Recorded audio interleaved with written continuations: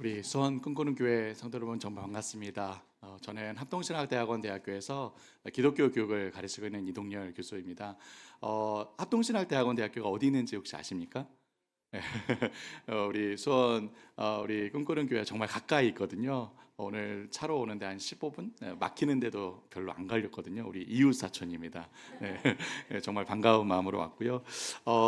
지난번에 우리 목사님 얘기해 주셨던 대로 수능 기도회 때 우리 부모님들, 특별히 우리 고3 우리 부모님들 함께 모여서 함께 우리 아이들을 위해서 기도하는 시간을 가졌었는데, 오늘은 이렇게 또 우리 모든 선생님들 또 우리 부모님들 온 성도들과 함께 다음 세대를 위해서 기도한다는 이 마음에 기쁘고 반가운 마음으로 오늘도 이렇게 달려왔습니다. 여러분 반가우시죠? 네, 감사합니다. 네, 좀 긴장을 제 스스로 좀 풀고 싶어서. 네. 오늘 이제 우리가 다음 세대를 위한 한여름밤의 기도회로 모였죠. 3주 동안 계속돼 왔고 오늘 이제 마지막 시간입니다. 제가 처음에 이 다음 세대를 위한 한여름밤의 기도회라는 이 타이틀을 들었을 때에 가슴이 뭉클해지고 마음이 막 벅차오르더라고요. 우리 시대, 우리 다음 세대 아이들 참 어려운 가운데 있는데 이렇게 우리 아이들을 위해서 눈물로 땀을 흘리며 기도하는 공동체가 있다는 것이 기독교 교육을 가르치는 저로서는 얼마나 감동적이고 또 가슴을 울리는 일인지 모릅니다. 오늘 우리가 함께 기도할 때에 하나님께서 여기 우리의 심령에서부터 변화를 일으켜주기를 간절히 기도합니다. 우리 심령에서부터 시작되는 변화가 또 우리가 섬길 우리 다음 세대 아이들의 마음과 삶 가운데 흘러갈 줄로 믿습니다. 우리 하나님의 일하심을 기대하며 기도하고 함께 시작하겠습니다. 함께 기도하겠습니다. 살아계신 하나님 감사합니다. 하나님, 오늘 우리 귀한 수원 꿈꾸는 교회 성도들과 함께 다음 세대를 위해서 함께 고민하며 기도하는 이 시간을 갖게 하시니 감사합니다. 다음 세대를 위해 이토록 열심을 품고 한마음 한뜻이 되어서 애쓰고 수고하는 교회가 있기에 주님 소망을 봅니다. 하나님, 이 시간 우리가 섬기는 천하보다 귀한 우리의 아이들, 우리 다음 세대 영혼들을 위해 한자리에 모였사오니 하나님, 우리의 마음과 삶 가운데 놀라운 능력으로 역사하여 주옵소서. 나아가 우리의 이 마음에서부터 시작되는 변화의 역사가 우리 자녀들의 마음과 삶 가운데 놀랍도록 아버지 하나님 변화의 역사를 일으켜주기를 간절히 기도하옵나이다. 그렇게 일하신 하나님을 기대하며 모든 말씀 예수 그리스도의 이름으로 기도하옵나이다. 아멘. 저는 오늘 여러분들과 함께 우리 아이들이 지금 살고 있는 이 시대가 어떤 시대인지 좀 살펴보고요, 이 시대 속에서 우리 아이들이 어떤 영향들을 받고 있는지 좀 함께 살펴보고자 합니다. 이 이야기는 사실 굉장히 마음 아픈 이야기고요. 저는 이 이야기를 이렇게 교회의 성도들에게 또 우리 동역자들에게 나눌 때마다 참 한바탕 홍역을 치르는 듯이 참 마음이 아파오곤 합니다. C.S. 루이스라고 다 아시죠? 나니아 연대기를 지은 아주 유명한 작가이죠. C.S. 루이스가 그의 다른 책 인간 폐지라는 책에서 이런 얘기를 합니다. 우리 PPT를 좀 띄워주시겠습니까? 네. 이렇게 얘기하죠. 우리 다 같이 한번 읽어볼까요? 시작. 오늘날 교육의 사명은 숲에 길을 내는 것이기보다는 사막에 물을 대는 것입니다. 네, 넘겨주십시오. 네. 우리가 무슨 말입니까? 우리가 살아가고 있는 이 시대가 이 숲과 같이 정말 이 기독교적 영향들이 이 문화 속에서 융성하게 꽃을 피우는 이런 시대에 교육의 사명은 아이들이 이 숲과 같은 세상 속에서 마음껏 꿈을 꾸며 길을 내는 그런 일이 되겠죠. 하지만 넘겨주십시오. 하지만 세상 가운데 악이 막연하고 온갖 세속적인 영향들이 도처에 스며들어 있어서 우리를 유혹하고 뒤흔들 때에, 그럴 때의 교육의 사명이란 이 사막과 같은 광야 같은 이 시대 속에서 역시 메말라가는 우리 아이들의 마음에 물을 대는 일이 되어야 한다는 것이죠. 그럼 여러분은 오늘날 우리가 살고 있는 이 시대가 어떤 시대에 더 가깝다고 생각하십니까? 복음의 빛이 완연하게 빛이 나고 사회와 문화 속에 기독교적 가치가 꽃을 피우고 있는 그런 시대입니까? 아니면 반대로 온통 구석구석 악한 영향들이 가득해서 각박하고 메마른 그런 시대에 가깝다고 보십니까? 여러분, 전자일까요? 후자일까요? 네, 정말 안타까운 것은 넘겨주십시오. 오늘날 많은 사람들이, 많은 기독교 철학자들과 신학자들이 말하는 우리 오늘날 시대의 계절은 한겨울과도 같습니다. 한겨울이라고들 얘기하죠. 따라서 우리가 이 시대 속에서 우리 언약의 자녀들, 우리 다음 세대들을 양육하고 교육하기 위해서는 비록 마음이 좀 아픈 일이겠지만 우리가 살고 있는, 우리 아이들이 살고 있는 이 사막과 같은 시대에 대해서 제대로 분별을 할 수 있어야 한다는 것이죠. 그때야 비로소 우리는 우리 아이들의 마음에 물을 대는 일을 시작할 수 있지 않겠습니까? 그래서 오늘 여러분과 함께 이 사막과 같은 광야 같은 오늘날 이 시대에 대해서 좀 살펴보려고 합니다. 그리고 이 광야 같은 시대 속에서 우리는 어떻게 우리 아이들의 마음에 물을 댈 수 있는지 좀 함께 고민해 보고자 합니다. 그래서 오늘 저도 여러분도 좀 마음이 아프고 힘든 일이 되겠지만 우리 자녀들을 사랑하는 마음으로 함께 귀를 기울이고 마음을 모으고 뜨겁게 함께 기도하길 바랍니다. 여러분 준비되셨나요? 처음부터 너무 겁을 주고 시작해서 눈빛이 막 떨리시는데, 우리가 두렵고 떨리는 마음으로 하나님 앞에 서지만 또 사랑의 마음으로 함께 귀를 기울였으면 좋겠습니다. 그래서 오늘 여러분과 함께 나누고자 하는 중심 주제가 이렇게 됩니다. 넘겨주십시오. 우리 같이 한번 읽어볼까요? 시작. 이상한 신세계 한번 읽어볼까요? 시작. 이상한 세계. 이상한 신세계라는 이 말은 우리가 살고 있는 오늘날 이 시대가 이전에 우리가 알던 세상과는 좀 많이 다른 이상한 새로운 그런 세계가 되었다라는 그런 의미입니다. 이 말은 제 표현은 아니고요, 칼 트루먼이라고 하는 아주 유명한 저명한 신학자가 쓴 책의 제목입니다. 책의 제목이 이상한 신세계에 있죠. 이 책의 이 부제가 또 이렇게 나옵니다. 잘 안 보이시죠? 제가 한번 읽겠습니다. 사상가들과 활동가들은 어떻게 정체성을 재정의하여 성혁명을 일으켰는가라는 부제를 갖고 있습니다. 이 책의 전체 내용을 한마디로 이렇게 요약할 수 있는데, 우리 보라색 글씨 한번 읽어볼게요. 시작. 인간이 자아가 되고 자아가 성애화가 되고 성이 정치화되었다. 아니 인간, 자아, 성애, 정치, 사실 서로 전혀 연관성이 없는 단어들을 한 문장으로 이어 놓았습니다. 우리가 간단하게 한번 살펴볼게요. 첫 번째 넘겨주십시오. 다 같이 한번 읽어보게. 인간이 자아가 되었다. 한번 읽어볼까요? 시작. 인간이 자아가 되었다. 인간이 자아가 되었다라는 이 말은요, 인간, 우리 모두 인간이죠. 우리 사람, 인간이란 존재가 그 중심을 자기 스스로의 내면에 가두어 두었다라는 말입니다.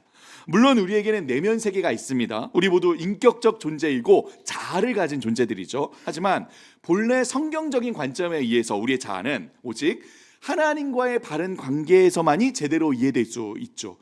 따라서 신학자인 존 켈빈은 이렇게 얘기합니다. 우리 박스에 있는 거 한번 읽어볼게요. 시작. 하나님을 아는 지식의 근거에서만이 비로소 인간을 나 자신을 아는 지식을 바르게 이해할 수 있다. 당연하죠. 우리를 지으신 하나님, 우리를 만드신 하나님, 우리를 다스리시는 하나님, 그 하나님을 알아야 하나님을 아는 지식이 전제가 되어야만 나 자신을, 우리를 제대로 바르게 균형 잡히게 이해할 수 있다는 것입니다.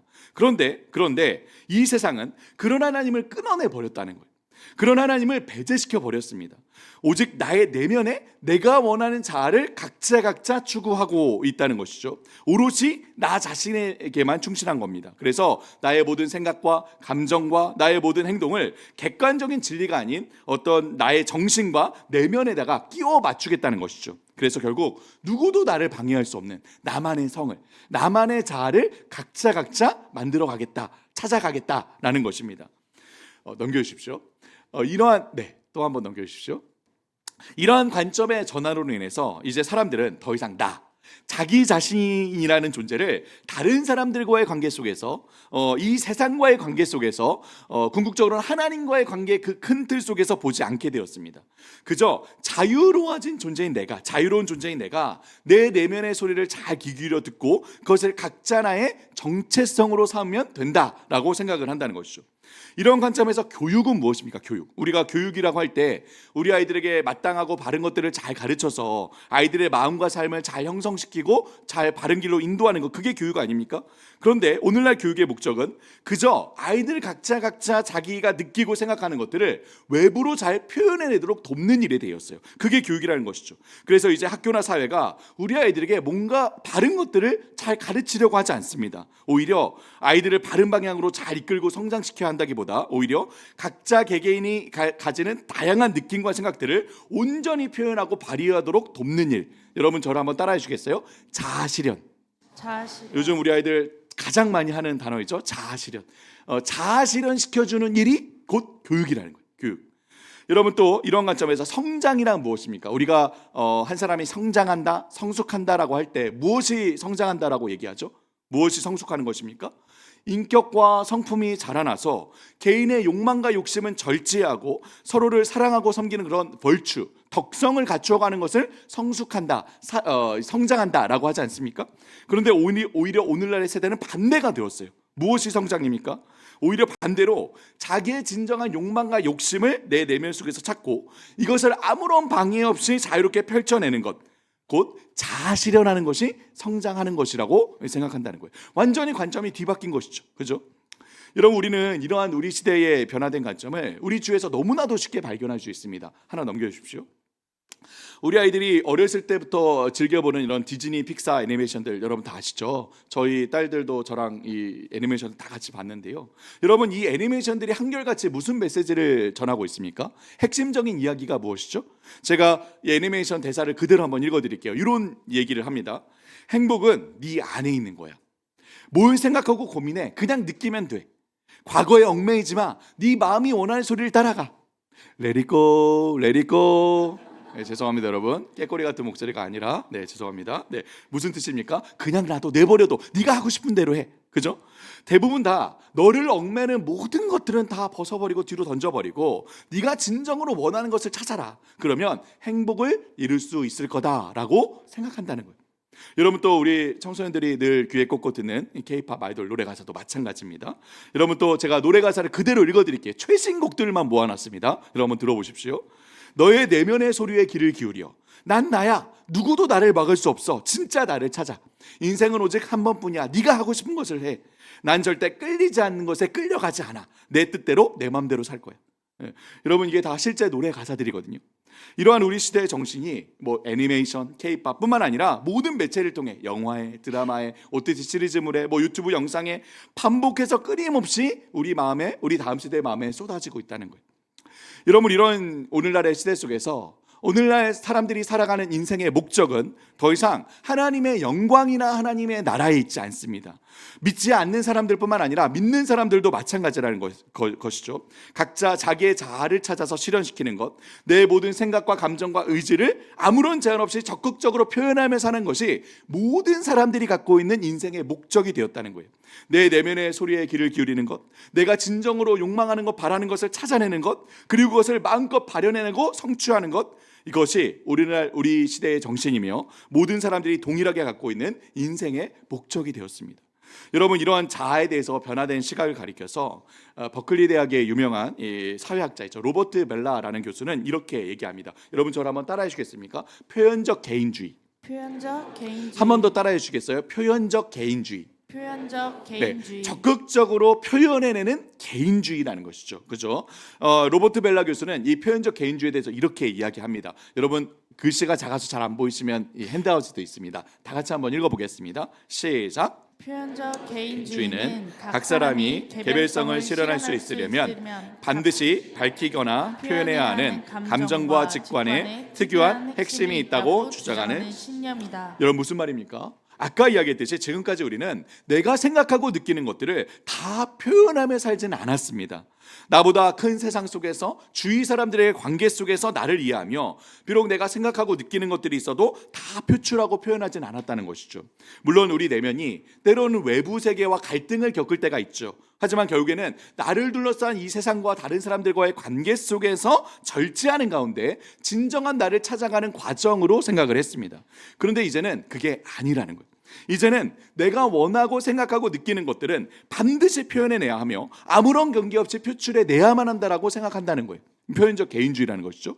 똑같은 말을 캐나다 맥길 대학의 철학 교수인 찰스 테일러는 이렇게 얘기합니다. 여러분 따라해 주시겠습니까? 진정성의 문화. 진정성의 문화. 진정성의 문화라고 하는데요, 이 표현적 개인주의가 사회와 문화 속에서 펼쳐져 가는 그런 모습을 진정성의 문화라고 해요. 문화라는 것이죠. 우리 다 같이 한번 요 얘기도 한번 읽어보겠습니다. 함께 읽겠습니다. 시작. 진정성의 문화는 우리 각자가 자신의 인간성을 실현하는 고유의 방식이 있으며 사회나 이전 세대나 종교적 권위나 정치적 권위에 따라 외부에서부터 우리에게 강요된 모범을 따르는 데 굴복하는 것과는 대조적으로 자신의 모범을 찾아 삶에서 실행하는 일이 중요하다는, 여러분 무슨 말인지 아시겠죠?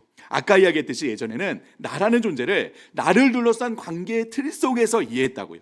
비록 내 안에 불현듯 다가온 어떤 생각이나 감정이나 욕망과 의지가 있더라도 나를 둘러싼 큰 세상과의 관계 속에서 바른 판단과 결정을 추구했다는 것이죠. 그런데 이제는 내 모든 생각과 감정과 욕망과 의지를 아무런 제한 없이 표현해내야만 한다. 똑같은 얘기죠. 그죠? 그것이 오히려 이 세상에서 당연한 일, 마땅한 일, 모두에게 장려되어야 하는 일이 되었다는 거예요.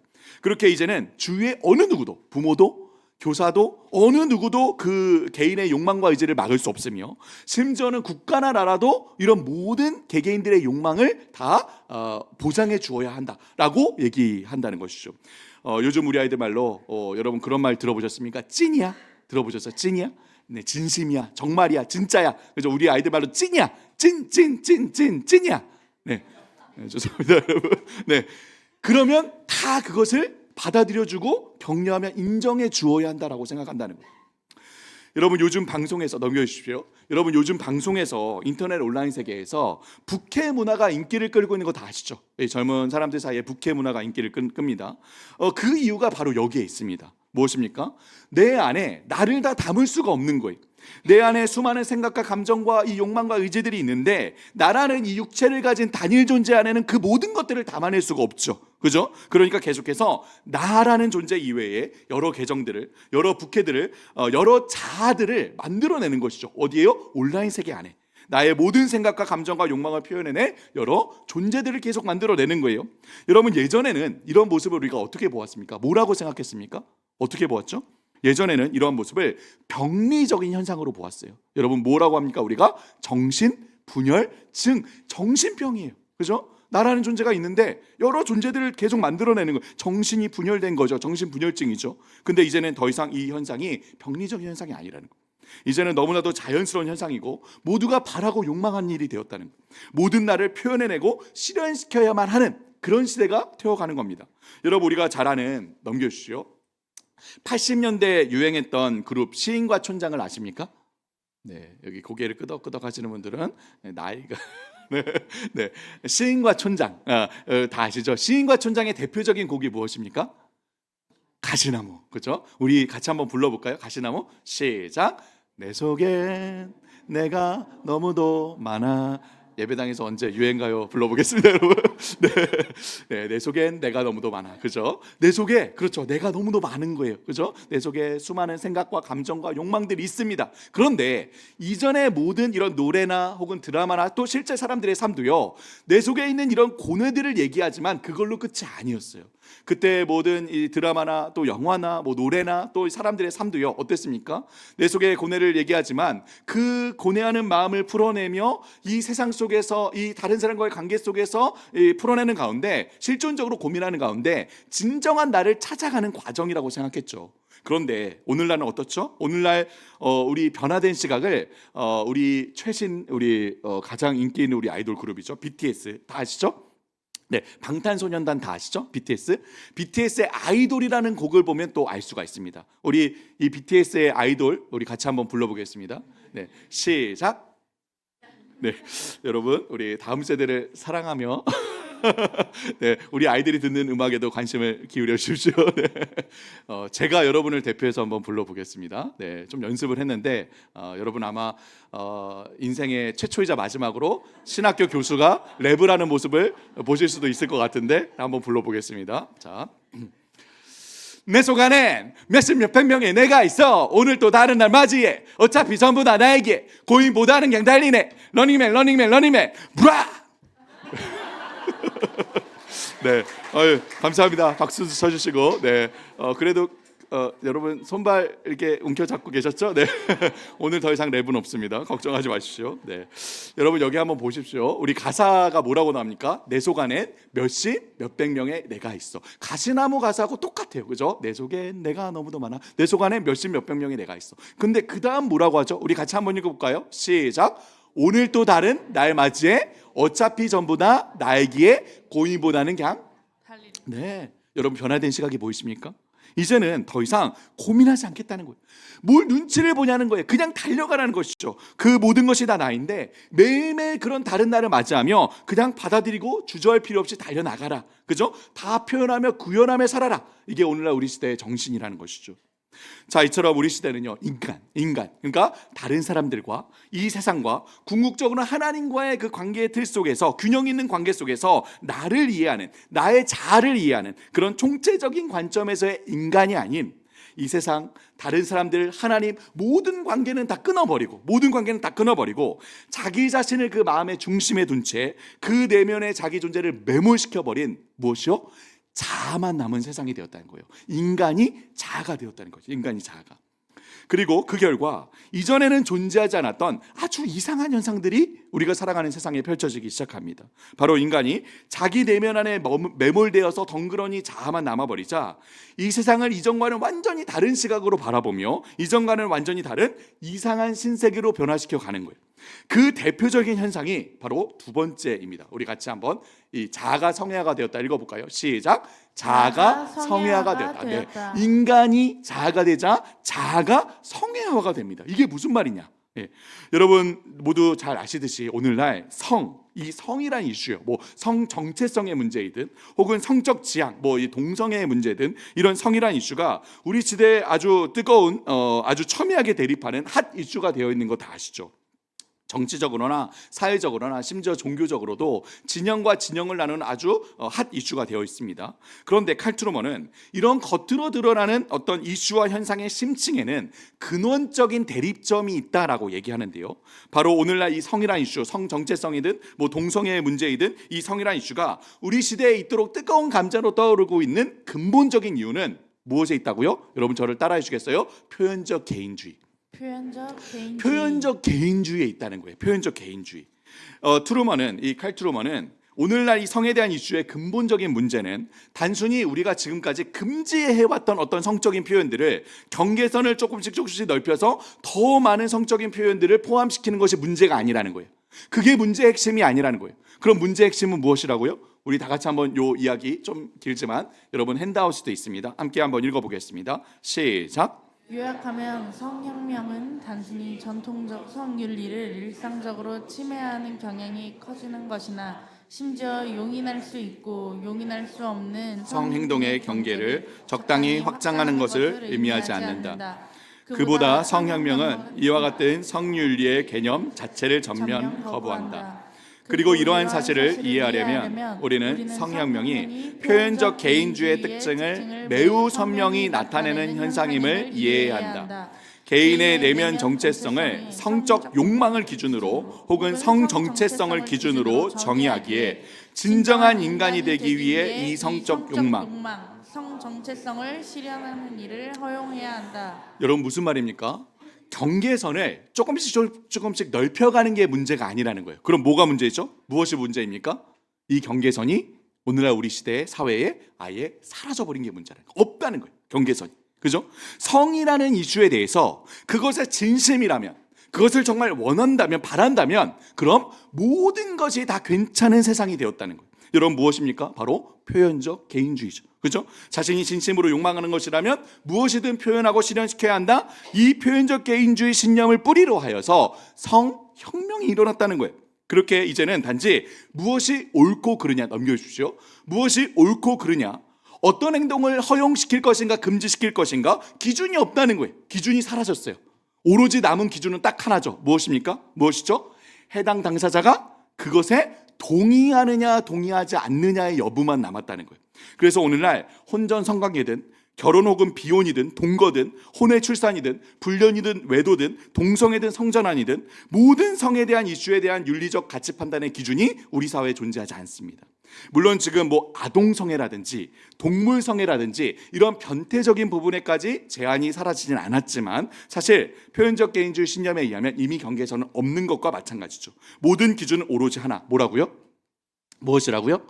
해당 당사자가 그와 같은 행동에 동의하느냐 동의하지 않느냐의 여부만 남은 거예요. 도덕적 테두리를 제공하는 것은 이 행동에 관여하는 이들의 동의, 비동의만 남아있다는 것이죠. 여러분 이 성애에 대한 문제는 조금 이따가 좀 더 자세하게 좀 살펴보겠습니다. 이처럼 인간이 자아가 된 일이 발판이 되어서 자아가 성애화가 되는 현상이 일어났다는 거예요. 곧 인간이 자기 존재 안에 이렇게 매몰되어 버리자 그 자아가 자기의 욕망, 그 욕망의 가장 근원적이고 원천적인 욕망, 특별히 성적인 욕망 자체를 자기의 정체성으로 삼는 현상이 일어났다는 거죠. 이러한 성혁명은 결국 그 뿌리에 표현적 개인주의란 신념, 믿음이 기초하고 있기 때문에 자연스럽게 세 번째 단계로 넘어갑니다. 우리 넘겨주시기 바랍니다. 우리 같이 한번 요 성이 정치화됐다. 한번 읽어볼까요? 시작. 성이 정치화됐다. 정치화되었다. 예, 여러분 처음부터 한번 기억하시면 한번 해볼까요? 뭐라고 했죠? 인간이 자가 되었고 자가 성화가 되었고 성이 정치화가 되었다는 거예요. 이런 현상이 우리 시대에 이렇게 흐름으로 흘러가고 있다는 것이죠. 여러분 성이 정치화되었다 무슨 의미일까요? 오늘날 성이라는 이슈는 아까 얘기했듯이 어떤 개인적인 일탈이나 변태적인 성향 정도의 문제가 아니라고 했습니다. 성이라는 이슈는 인간이라는 우리 존재를 모든 관계들로부터 끊어내고 진정으로 자유로운 존재로 만들겠다는 표현적 개인주의, 이 인본주의적 신념의 기초에서 발생했죠. 이 이념과 신념을 세상 가운데 투영시키기 위해 성이라는 하나의 이슈를 캐치프라이즈로 삼은 거예요. 그렇기 때문에 자연스럽게 무엇입니까? 저를 한번 따라해 주시겠어요? 성혁명이 일어나는 거예요.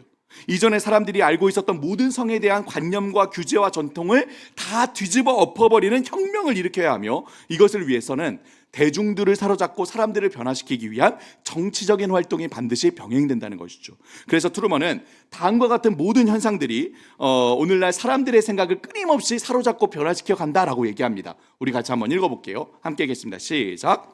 사회가 성과 관련해 현재와 같은 방식으로 생각하는 이유는 많은 요인이 합류한 결과이다.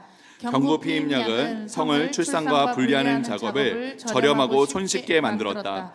요약하면 성혁명은 유의 활동으로서의 성행위를 과거에 그랬던 것보다 훨씬 현실적인 선택 안으로 만들었다. 주류 문화에 진출한 플레이보이와 코스모폴리탄은 문란한 성관계를 남녀 모두에게 근사하고 매력적인 것으로 소개했다.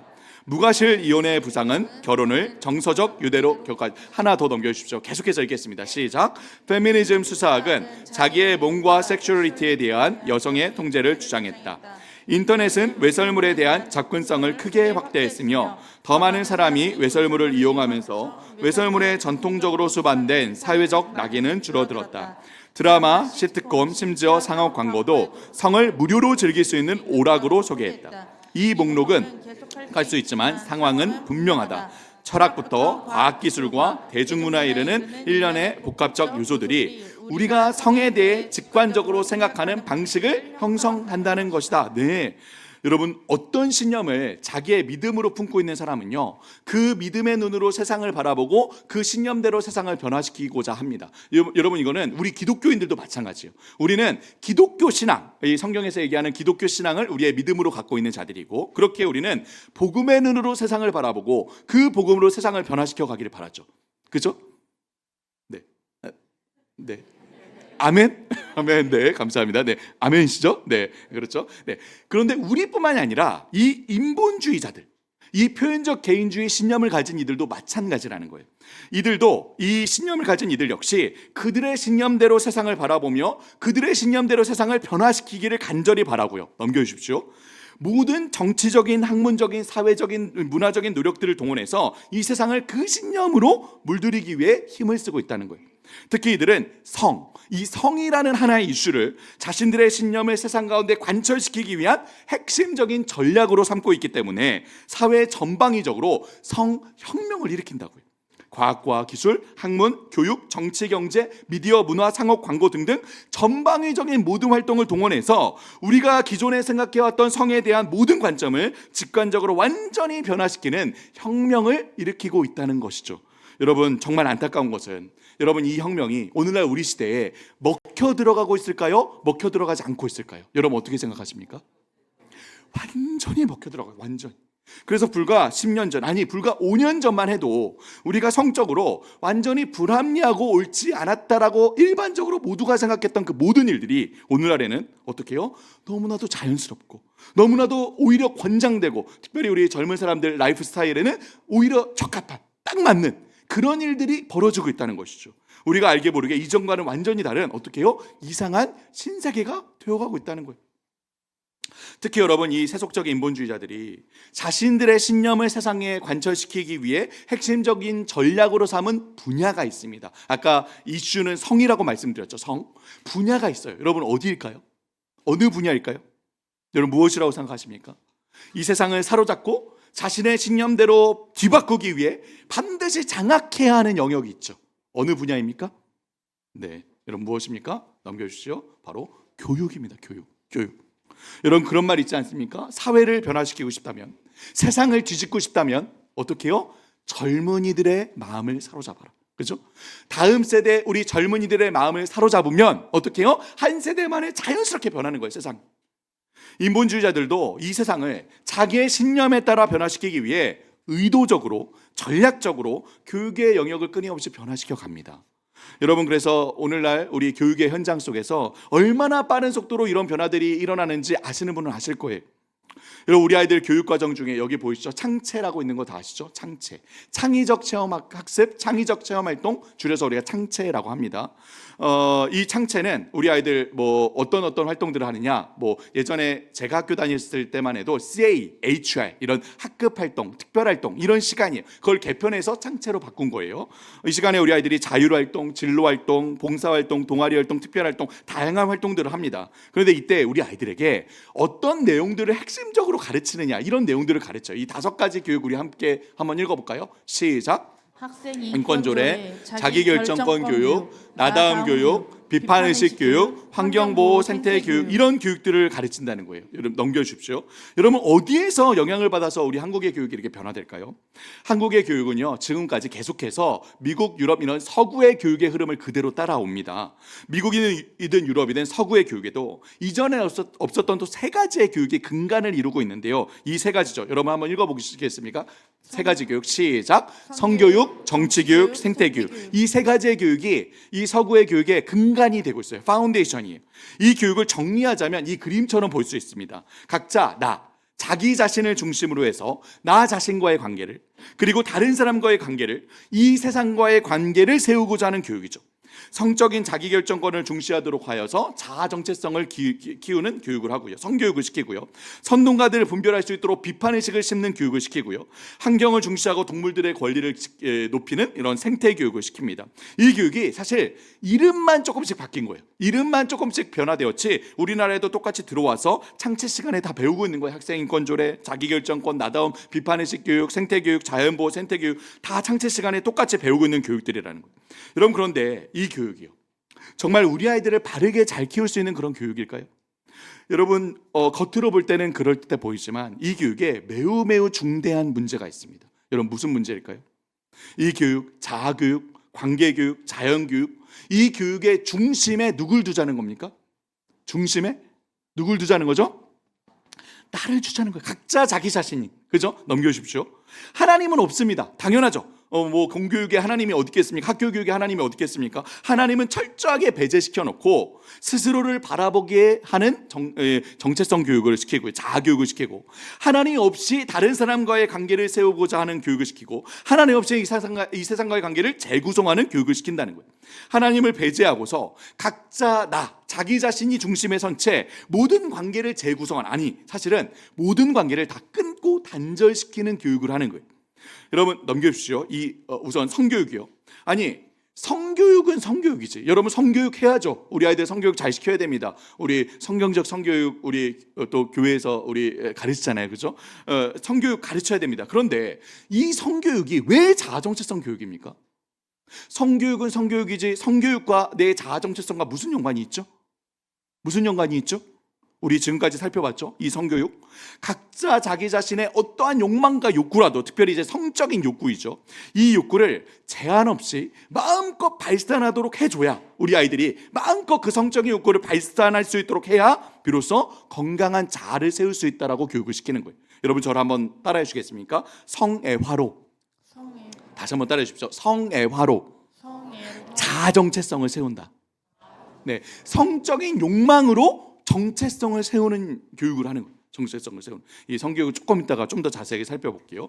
넘겨주시죠. 그 다음 정치교육. 여러분 정치교육은 정치교육이지 정치교육과 뭐 인간관계 다른 사람들과의 관계가 무슨 연관이 있습니까? 무슨 관계가 있죠?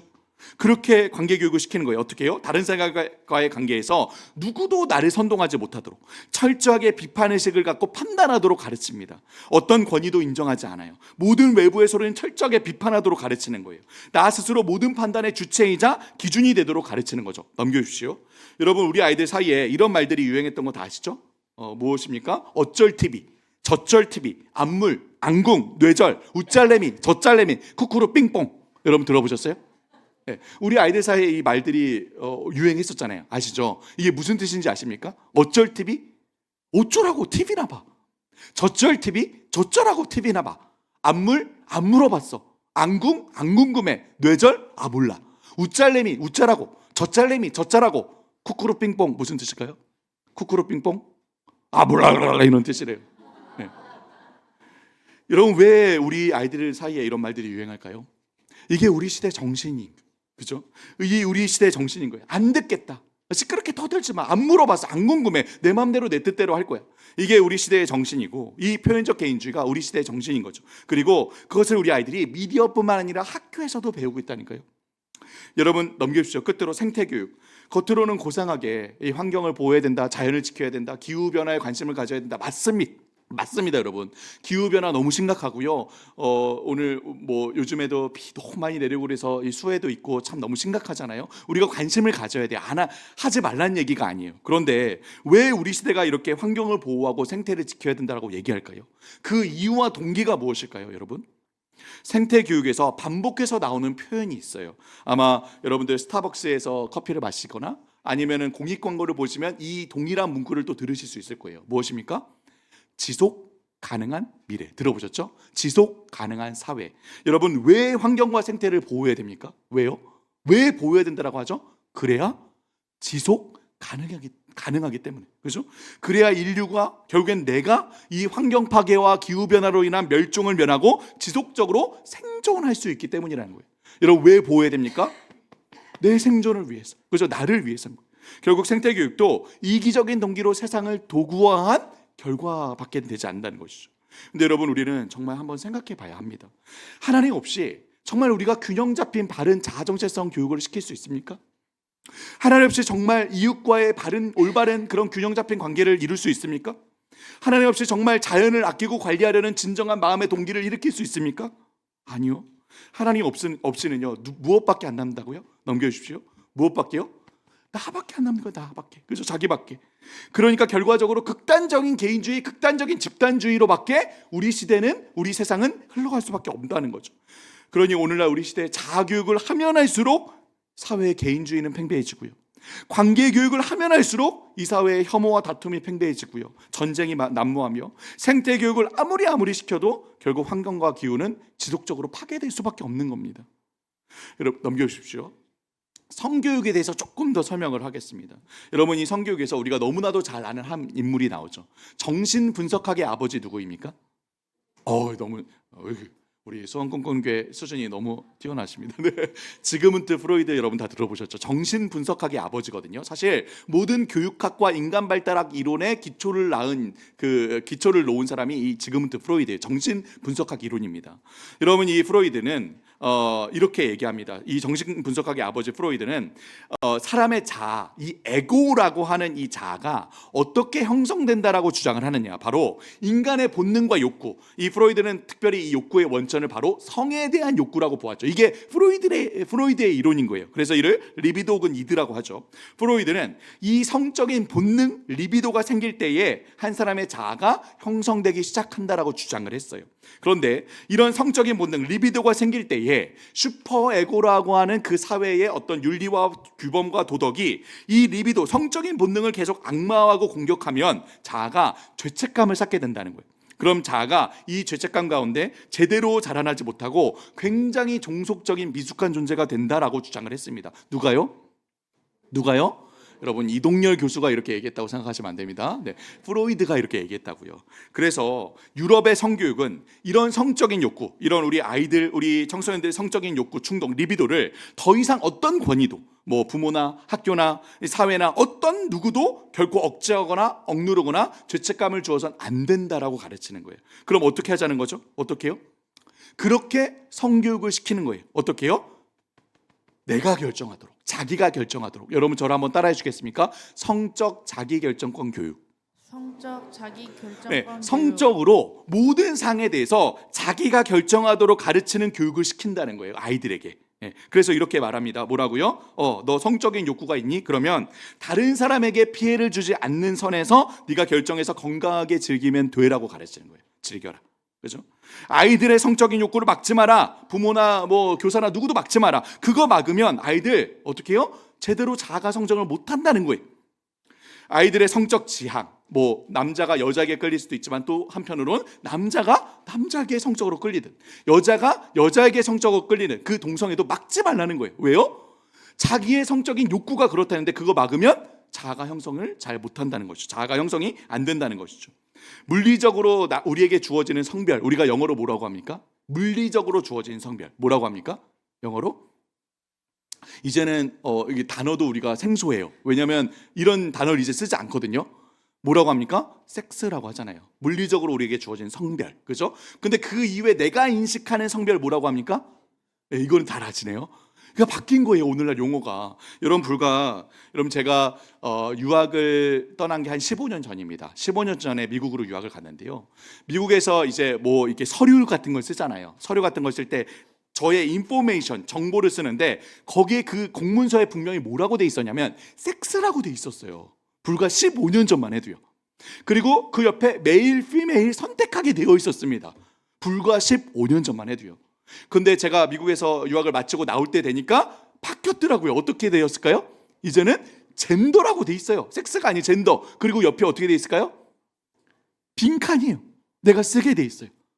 불과 여러분 몇 년 사이에 바뀐 거예요. 이 용어가. 그죠?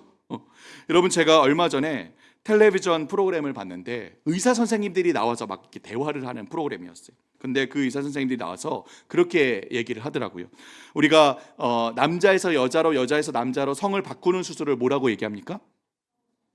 이거는 아직 안 바뀌었어요. 왜냐하면 최근에 이슈거든요. 성 전환 수술이라고 하잖아요. 우리는 그죠? 성을 바꾸는 수술이라는 것이죠. 근데 그거 틀린 용어라는 거예요. 그렇게 하지 말아야 된다라고 얘기하더라고요. 그럼 뭐가 맞는 용어라고 할까요? 뭐라고 얘기해야 된다라고 할까요? 들어보셨습니까? 성 확정 수술이라고 해야 된대요. 무슨 말인지 아시겠죠? 물리적으로 우리에게 주어진 성별은 확정되기 이전의 성별이라는 거예요. 그 이후에 내가 생각하는 성별이야말로 내 성별을 내가 확정하는 수술이라는 거예요. 여러분 그렇게 세상이 바뀌어가고 있는 거예요. 그렇게. 여러분 우리 눈앞에 이상한 신에게가요 아주 빠른 속도로 다가옵니다. 네. 여러분 학교에서 교육과정을 끊임없이 개편하면서 시행령들을 내려보내면서 이런 교육이 우리 아이들을 교육하는 현장에 깊숙이 들어옵니다. 여러분 우리 아이들 일반 학교나 지역 도서관에 가보셨습니까? 이런 책들이요. 그죠? 아이들 젠더를 교육하고 나다움을 교육하는 책들, 퀴어 교육하는 책들이 빼곡히 꼽혀져 있어요. 아이들 손만 꺼내서 그림책, 아주 어린 아이들도 읽을 수 있는 책들이라는 것이죠. 넘겨주십시오.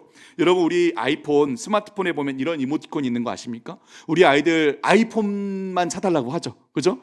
아이폰, 무조건 아이폰만 사야 된다고 하죠. 아이폰에 이런 이모티콘이 있어요. 여러분 보십시오. 어떻게 돼 있습니까? 맨 왼쪽에 여자가 있고 남자가 있고 그리고 세 번째 뭔가 좀 정체성이 애매한 누군가가 있어. 다른 존재가 있죠. 그리고 계속 보십시오. 여자랑 남자랑 손잡고 있는데 또 여자랑 손잡고 있고 남자랑 손잡고 있죠. 물론 뭐 여자끼리 손잡을 수 있죠. 남자끼리 손잡을 수 있습니다. 그런데 계속 보십시오. 여자랑 남자 사이 하트가 있는데 계속 보시면 남자랑 남자 사이 하트가 있고 여자랑 여자 사이 하트가 있죠. 또 그 다음에 보면 심지어는 여자 아이랑 여자 아이 사이 하트가 있고요. 남자 아이랑 남자 아이 사이 하트가 있습니다. 아이들 사이에. 그리고 입을 어떻게 하고 있습니까? 입을 서로 내밀고 뽀뽀를 하고 있어요. 뽀뽀를 하고 있지 않습니까? 계속 보십시오. 아빠, 엄마, 아이가 나오죠. 계속 보면 엄마, 아이가 나오고 아빠, 아이가 나오죠. 여러분 우리는 이모티콘을 잘 사용하지 않으니까 익숙하지가 않아요. 잘 몰라요. 이게 있는 것도 잘 몰라요. 그런데 우리 아이들이 매일 사용하는 이모티콘에 이런 이모티콘이 있는 거예요. 그러면 아이들이 보면서 무슨 생각을 할까요? 우리가 가르치지 않으면 뭐라고 생각할까요? 아, 이거 자연스러운 거구나. 그죠? 당연한 거구나. 그렇게 생각하지 않을까요? 넘겨주십시오. 여러분 또 페이스북 아시죠? 페이스북. 이 SNS 페이스북에 가입할 때에 여기 보면 젠더라고 나오죠. 그죠? 그리고 메뉴가 있는데 어떤 메뉴가 있냐면 커스텀이라는 메뉴가 있어요. 커스텀 그러면 그 아래 드롭다운 메뉴가 나옵니다. 쭉 나와요. 여러분 몇 개가 나와 있습니까? 여기? 한 10개 정도 나와 있죠. 그죠? 그런데 이게 다가 아니에요. 스크롤 내리면 계속 나오거든요. 성별을 무려 60개를 선택할 수 있도록 나와요. 성별이 60개가 있어요. 제일 위에 젠더 플루이드는 뭐냐면 젠더가 플루이드, 흐른다. 플루이드 우리가 플루이드 액체란 뜻이잖아요. 흐른다. 젠더가 바뀐다는 거예요. 오늘은 남자, 내일은 여자. 1분 후엔 남자, 1분 후엔 여자. 이것도 하나의 성별이라는 거예요. 젠더 프루이드도. 그 외에 60여 개의 성별이 있습니다. 제가 최근에 조사한 바에 따르면 성별이 몇 개까지 늘어나냐면 300개가 넘게 있어요. 성별이. 이해가 안 되죠. 아니, 남자, 여자 외에 성별이 300개가 있습니다, 여러분. 심지어는 어떤 성별이 있냐면, 여러분 제가 농담하는 거 아닙니다. 진짜예요. 어떤 성별이 있냐면 성별이 남자가 아니라 여자가 아니라 아이스크림이래요. 내 성별은 아이스크림이래요. 내 성별은 물이래요. 물, 워터. 내 성별은 하늘에 떠 있는 스타래요. 여러분 이게 제가 농담하는 게 아니고요, 진짜예요. 그러니까 무슨 뜻입니까? 성별이 나의 남성으로서 여성으로서의 어떤 한 특성, 성적인 특성을 나타내는 하나의 범주가 아니라 이 성별이 무엇이 되는 겁니까? 나의 정체성이 되는 거예요. 정체성. 나는 남자 아니, 나는 여자 아니, 나는 아이스크림, 나는 물, 나는 별. 여러분 몇 개까지 만들 수 있을까요? 몇 개까지요? 수도 없이 만들 수 있는 거예요. 수도 없이. 나는 사슴, 나는 개, 나는 고양이, 나는 돼지. 수도 없이 만들 수 있는 거예요. 수도 없이. 여러분 최근에는 또 바뀌었습니다. 그 옆에 보시면 한글 페이지가 나오죠. 여기 가입할 때에 우리는 다행히도 아직 용어가 통일돼 있어요. 우리는 똑같이 성별이라고 씁니다. 지금까지 성별, 다른 용어가 없어요. 그런데 거기 보면 여성, 남성 있고 뭐라고 돼 있죠? 직접 지정으로 돼. 직접 지정. 내 성별을 직접 지정하는 거예요. 그리고 드롭다운 메뉴가 이제 더 이상 안 나와요. 그냥 내가 쓰게 돼 있어요. 아이스크림, 나는 개, 돼지, 사슴 뭘 쓰게 돼 있습니다. 그런데 그 다음에 되게 독특한 문구가 나와요. 뭐라고 나옵니까? 여성 생일을 축하해 주세요. 남성 생일을 축하해 주세요. 여러 명 생일을 축하해 주세요라고 나와요. 이게 무슨 의미입니까? 아니, 성별을 선택하는데 내 생일하고 무슨 관련이 있죠? 성별과 생일이 무슨 관련이 있죠?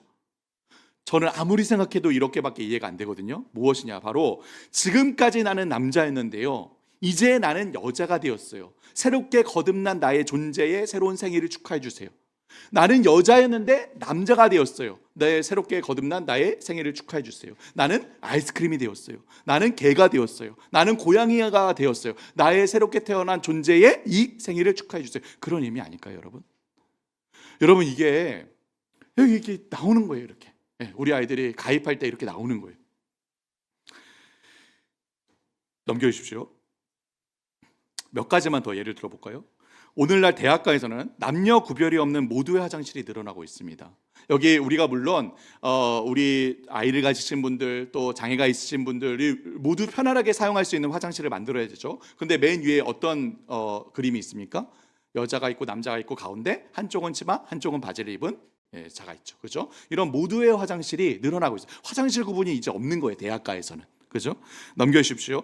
한 시민단체에서 했던 캠페인입니다. 청소년 캠페인이에요. 뭐라고요? 나는 섹스하는 청소년이래요. 이런 캠페인을 해요, 시민단체에서. 자신의 욕망과 감각을 인식할 수 있는 대안적 성교육, 청소년을 우선으로 모집한대요.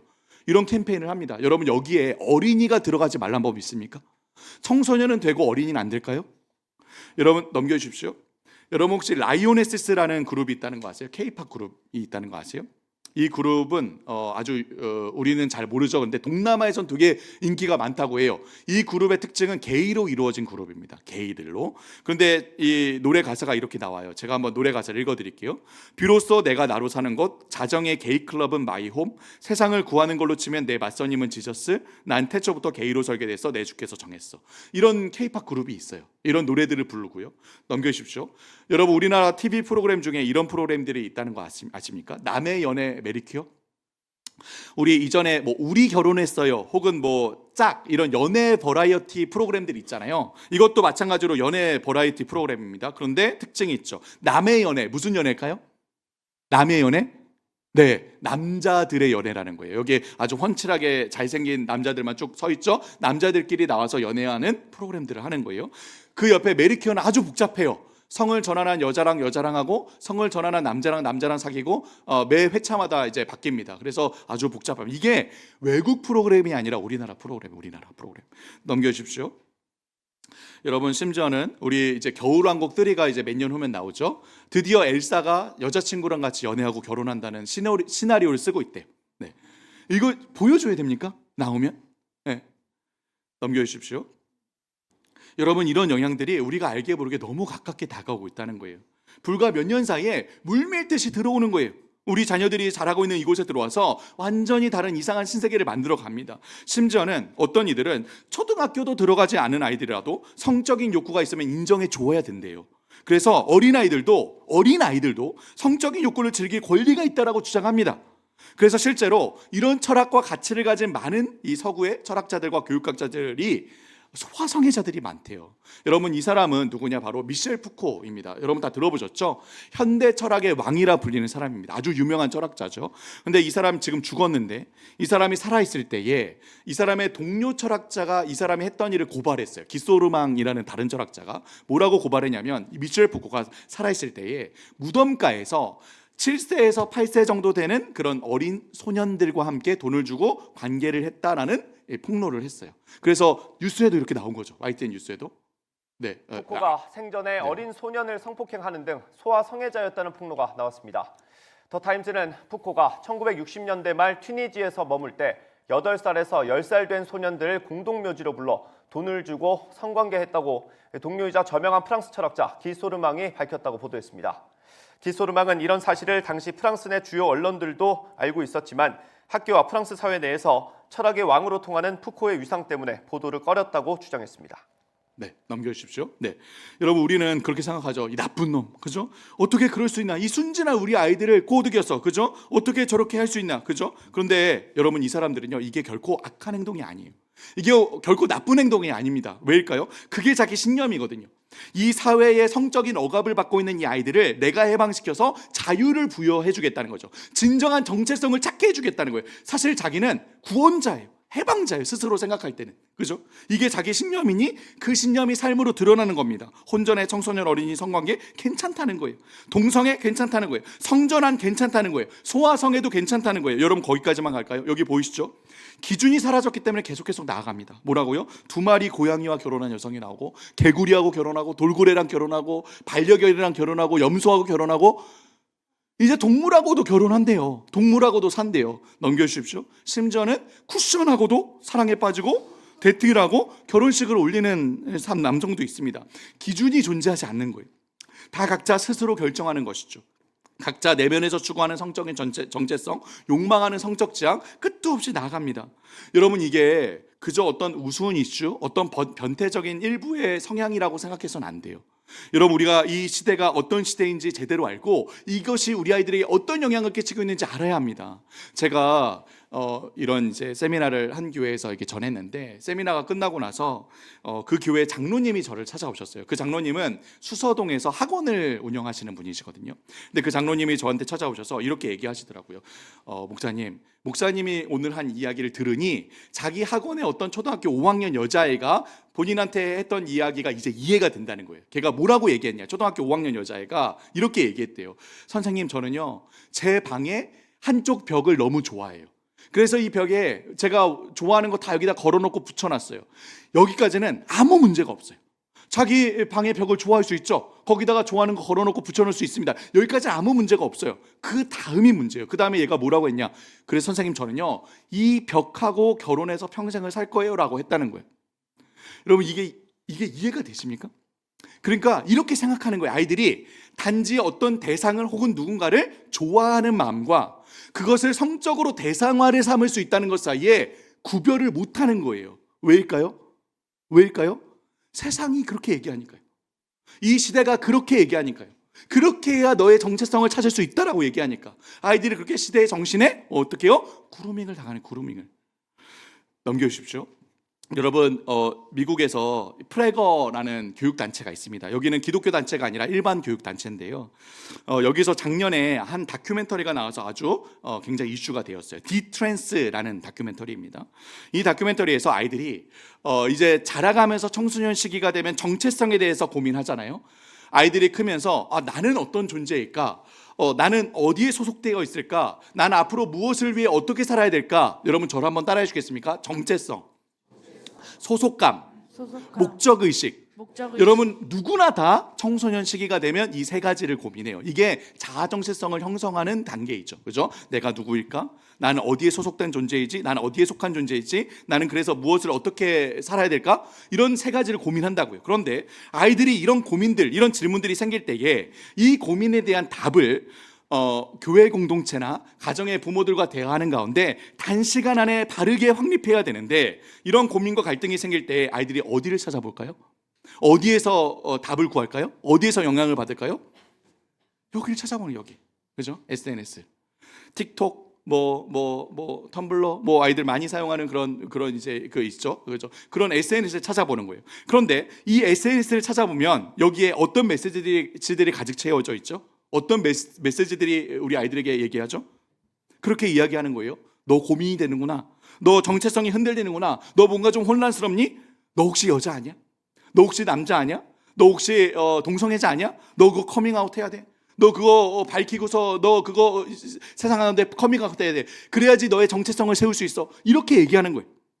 그럼 아이들이 그렇게 해서 그 다큐멘터리에서 얼마나 많은 미국의 청소년들이 이렇게 SNS를 통해서 그루밍을 당하고 자기도 몰래 자기의 성을 이렇게 바꿔가고 있다라고 이렇게 고발을 했습니다. 그런데 이렇게 SNS나 미디어들이 아이들을 이제 그루밍할 때에 잘못된 이 왜곡된 관점을 심어줄 때에 학교나 상담소의 상담가들이 적어도 아니라고 얘기해줘야 되잖아요. 그죠? 그게 아니라고 잘 상담을 해줘야 되잖아요. 이렇게 2차 성징이 일어나면서 성적인 특징들이 드러나면서 성별에 대해 혼란함이 있을 수 있지만 단기간 안에 아이들에게 그런 변화들이 너무 자연스러운 현상이고 단기간 안에 정체성을 바르게 세울 수 있어라고 얘기를 해줘야 되는데 그렇게 얘기해주면 미국에서는 상담 자격증을 박탈당해요. 얘기를 못 해주게 돼 있어요. 그렇게 고민을 상담하면 그래 너는 성별 바꿔야 돼라고 얘기할 수밖에 없다고요. 그래서 아이들이 병원에 가잖아요. 그럼 병원에 가면 뭔가 검사지가 있습니다. 그걸 이렇게 풀잖아요. 그럼 낙인을 찍어요. 너는 성을 바꿔야 돼. 그리고 심지어 제일 충격적인 것은 미국에는 특별히 캘리포니아 주에는 여러분 들어보셨는지 모르겠습니다. 아이들이 부모의 동의 없이 미성년자 아이들이 부모의 동의 없이 부모의 그 의료 보험으로 성 호르몬 주사를 맞고 성전환 수술을 할 수 있게 돼 있다고 하더라고요. 이게 말도 안 되는 일이거든요. 왜냐하면 미국을 조금이라도 이제 아시는 분은 아시겠지만 미국에는 아주 조그만 거 하나도 부모의 동의를 다 받게 돼 있어요. 감기약 하나 먹이는 것도 마음대로 못 먹여요. 왜냐하면 거기에 어떤 알러지가 있을지 모르니까 부모의 컨센트 폼, 동의서를 다 받게 돼 있다고요. 그런데 유독 이 문제에 한해서만, 그죠? 자기의 성을 바꾸는 이 엄청난 일에 대해서는 어떻게 해요? 부모의 동의 없이 성전환 수술을 할 수 있게 돼 있다고요. 부모의 의료 보험으로. 그리고 부모가 반대하잖아요. 자녀 양육권을 박탈해요. 여러분, 그렇게 우리 아이들이 미국에서 그럼 내가 이 지금의 혼동스러움을 내 성을 바꿈으로써 해결할 수 있겠구나라고 생각하고 호르몬 약을 먹고 주사를 맞고 수술을 하고 그런데 해결이 될까요? 이 정체성에 대한 문제가 해결이 될까요? 해결이 안 되는 거예요. 시간이 지나봤더니 해결이 되기는커녕 오히려 망가질 대로 망가진 자기 육체를 보며 너무 괴로워하는 또 아파하는 청소년들이 미국에 너무나도 많다라고 이 다큐멘터리에서 이렇게 고발을 한 거예요. 아이들이 그렇게 고통받고 있는데 그거를 숨기고 있다라고 고발을 한 거예요. 여러분, 우리는 결코 드러나는 잘 포장된 이야기만 듣고 그 이야기에 수긍해서는 안 될 것입니다. 이 시대가 어떤 시대인지 우리 시대를 잘 분별하고 그 이야기들의 뿌리에 어떤 전제들이 있는지 잘 알고 그 결과가 어떻게 이어지는지 볼 수 있어야죠. 특히 우리 아이들 학교에서 받고 있는 이 교육이요. 그죠? 하나님 없이 자기 자신과의 다른 사람과의 세상과의 관계를 재구성하는 이 교육들이 얼마나 우리 아이들에게 악한 영향을 끼치고 있는지 그리고 그들의 삶에 얼마나 파괴적인 결과를 낳을 수 있을지 우리가 알아야 하지 않겠습니까? 넘겨주십시오. 사랑하는 성도 여러분, 이러한 이야기를 준비하고 또 여러분들과 짧은 시간 좀 나누면서 이 시대 속에서 살고 있는 우리 아이들을 생각할 때에 제 마음이 찢어지고 정말 가슴에서 눈물이 흐릅니다.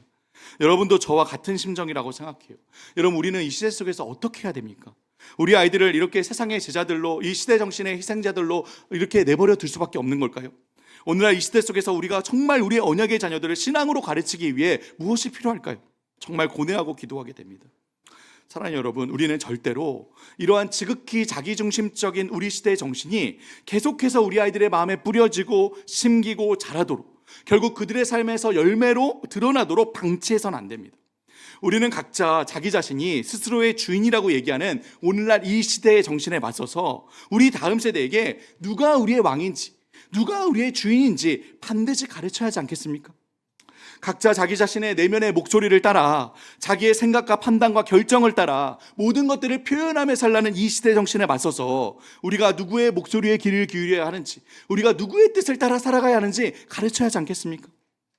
각자 자기 자신의 성공과 행복과 쾌락과 욕망을 위해 살라고 말하는 이 시대 정신에 맞서서 우리가 정말 무엇을 위해 살아가는지, 누구의 기쁨과 영광을 위해 살아가는지 우리가 아이들에게 가르쳐야 하지 않겠냐는 것이죠. 결국 우리와 우리 다음 세대들이 살아가는 이 삶을 통해서 과연 누구의 나라를 세워갈 것인지 우리가 가르쳐야 하지 않겠습니까?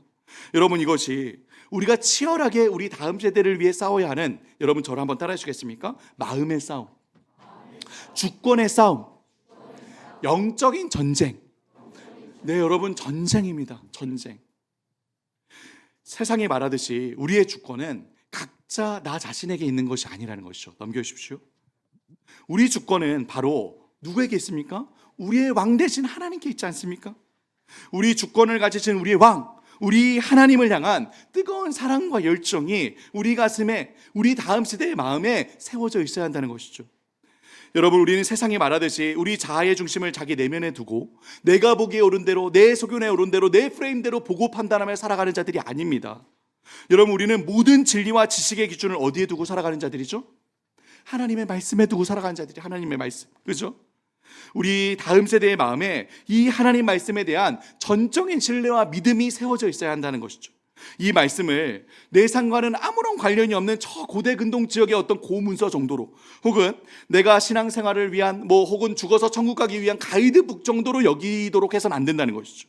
이 말씀을 내 신앙뿐만 아니라 우리 삶을 위한 유일한 규범으로 삼고 그 말씀의 등불을 따라 하루하루 살아가며 하나님의 이야기를 그들의 삶을 통해 써내려가도록 그렇게 세워야 하지 않겠습니까?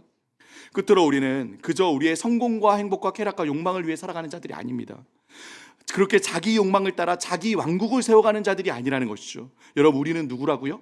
여러분, 저를 한번 따라해 주시겠습니까? 하나님의 백성? 하나님 나라의 시민? 하나님 나라의 여러분, 그게 우리의 정체성인 것이죠. 그죠? 우리가 살아가는 이유와 목적은 바로 이 하나님 나라를 위해 살아가는 겁니다. 그 나라의 왕이신 우리의 왕, 하나님의 영광과 기쁨을 위해 살아가는 것이죠. 바로 이 하나님 나라가 우리의 모든 삶을 통해서 드러나기를, 그리고 언젠가 우리 구주 예수 그리스도께서 다시 이 땅에 오시는 날 온전히 완성되기를 바라는 간절한 소망과 열망이 우리 아이들의 마음에 세워져 있어야 한다는 것이죠. 오늘날 우리 시대는 다 각자 자기 자신을 주인 삼고 그 비어있는 내면 속의 자아를 매몰시켜서 자기 욕망과 욕심을 위해서 살도록 하지만, 여러분, 이 시대 속에 우리 아이들에게 정말 필요한 것이 무엇이냐? 저는 바로 이 토대이자 기초라고 생각합니다. 여러분, 저를 한번 따라해 주시겠습니까? 토대를 세우자. 토대를 세우자. 기초를 세우자. 기초를 세우자. 여러분, 어떤 토대입니까? 하나 넘겨주십시오. 뭐라고요? 어떤 토대입니까? 그 전으로 넘겨. 네, 어떤 토대입니까? 여러분, 저를 한번 따라해 주시겠습니까? 하나님의 주권, 하나님의 주권, 하나님 말씀, 하나님의 말씀, 하나님 나라. 하나님 나라. 네, 넘겨주십시오. 믿음, 믿음, 소망, 소망, 사랑. 사랑. 여러분, 이 세 가지가 우리 아이들의 마음의 중심의 기초와 토대로 세워져 있어야 한다는 것이죠. 망대신 하나님을 향한 뜨거운 사랑과 하나님 말씀에 대한 전적인 믿음과 하나님 나라에 대한 소망이 마음의 중심에 세워져 있어야 한다는 것입니다. 사랑하는 성도 여러분, 이제 말씀을 맺으려고 합니다. 넘겨주십시오. 여러분, 오늘날 우리가 함께 이 시대가 어떤 시대이며 이 시대 속에서 우리 아이들이 어떻게 자신의 마음과 삶을 형성하고 있는지 함께 살펴보았습니다. 우리가 살펴보았듯이 우리 현실은요, 마치 에스골 골짜기에 가득했던 이 마른 뼈를 우리 현실 속에 보는 듯 정말 절망적인 상황 가운데 있는 것이 사실입니다. 여러분, 하나님께서 에스겔에게 이렇게 물으셨죠. 우리 같이 한번 읽어볼까요? 시작. 인자야, 이 뼈들이 능히 살 수 있겠느냐? 네, 하나님께서 에스겔에게 물으셨듯이 우리에게도 이렇게 물으신다면, 동료라, 우리 다음 세대가 정말 살아날 수 있겠느냐? 물으신다면, 여러분, 저도 에스겔 선지자와 같이 대답할 수 있을 뿐입니다. 우리 뭐라고 대답했죠? 함께 이 아래에 있는 걸 읽어볼까요? 시작. 주님, 주께서 아시나이다. 네, 에스겔은 현실이 아닌, 상황이 아닌 하나님을 바라보았습니다. 능히 그 마른 뼈들을 소생시키시며 죽음으로부터 생명을 일으키시는 하나님을 바라보았죠. 넘겨주십시오. 여러분, 존 켈빈도 예수님의 부활이 가져온 놀라운 반전에 대해서 이렇게 이야기합니다. 우리 마지막으로 함께 읽고 마치겠습니다. 함께 읽겠습니다. 시작. 그분은 자신이 팔리심으로 팔리심으로 우리를 우리를 도로 도로 사셨고, 사셨고 체포되어 우리를 해방시키셨고 정죄당하여 우리를 사면하셨고 저주받아 우리를 복되게 하셨고, 속죄 제물이 되어 우리를 이롭게 하셨고, 상하여 우리를 성하게 하셨고, 죽어서 우리를 살리셨다.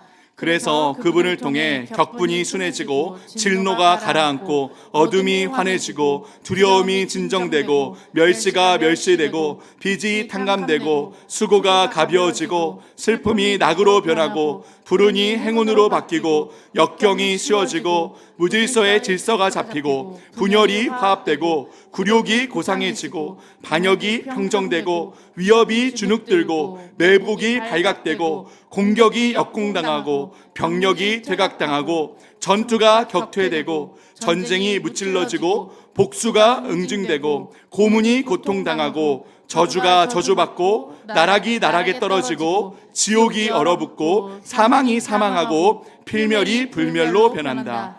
자비와 선이 모든 고통과 불행을 삼켰다. 여러분 믿으십니까?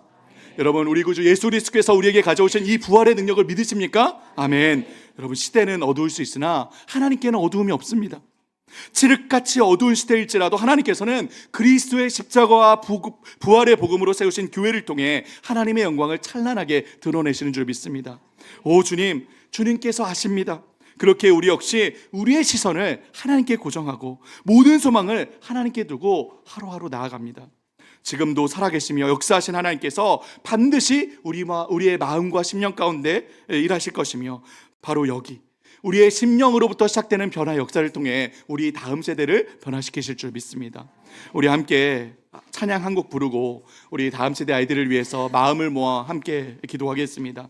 하나님께서 우리의 심령에, 우리의 황폐한 이 심령에, 우리의 교회에, 나아가 우리 다음 세대의 삶에 부흥을 일으켜 주시기를 간절히 믿고 소망하며 우리 함께 찬양하겠습니다.